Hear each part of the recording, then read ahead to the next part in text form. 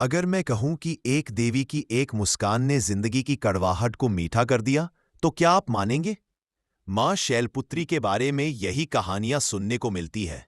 एक देवी जो पर्वत की पुत्री होकर भी हर साधक के भीतर एक नर्म, अटल साहस जगा देती है। उनकी कथा भी इतनी साधारण नहीं जितनी दिखती है। पहले वह सती थी, एक निश्चयी, अग्नि समर्पित पुत्री, जिसने अपने नैतिक आत्मसम्मान और पति के प्रति अटूट भक्ति के लिए स्वयं को अग्नि में अर्पित कर दिया।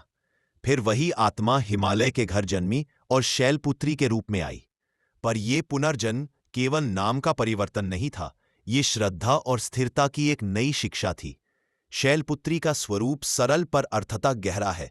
एक हाथ में त्रिशूल, जो अब भी दैवीय शक्ति, धर्म की रक्षा और बंधनों का अंत दर्शाता है, और दूसरे हाथ में कमल, जो करुणा, पवित्रता और आत्मिक उन्नयन का प्रतीक है। उनका वाहन वृषभ बतलाता है कि शक्ति को वश में रखना है, न कि हिंसा को सरसरी अख्तियार बनाना। नवरात्रि के प्रथम दिन उनकी पूजा इसीलिए खास है क्योंकि हर आराधना की शुरुआत यदि संयम, सत्य और प्रेम से नहीं होती तो वह अधूरी रह जाती है।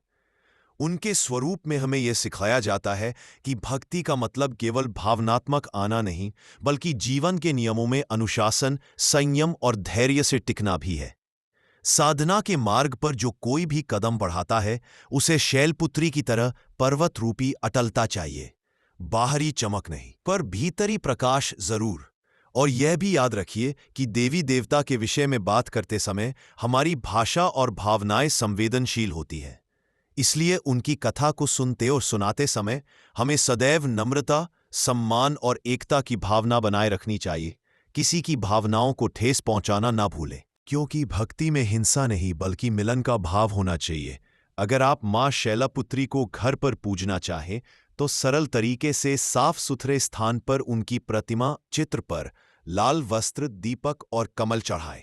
सुबह सुबह उनका ध्यान करें, छोटे मंत्र या ओम देवी सर्वभूम्या जैसा भावपूर्ण श्लोक पढ़े। यह व्यवहारिक पूजा नहीं केवल पारंपरिक रस्में हैं, बल्कि मन को शुद्ध करने और जीवन में धैर्य, संकल्प और करुणा लाने के उपाय हैं। अंत में यही कहा जा सकता है कि मां शैलपुत्री की महत्ता केवल नवरात्रि के पहले दिन तक सीमित नहीं है। उनका संदेश हर दिन के जीवन के लिए है। ठहराव में ही गति का बीज है, त्याग में ही सत्य की जड़ है, और सच्ची भक्ति वह है जो दूसरों के दुख को अपने दुख समझकर मिटाने की प्रेरणा दे। अगर आपको ये वीडियो अच्छा लगा हो तो इसे लाइक कीजिए, शेयर कीजिए और चैनल जरूर सब्सक्राइब कीजिए।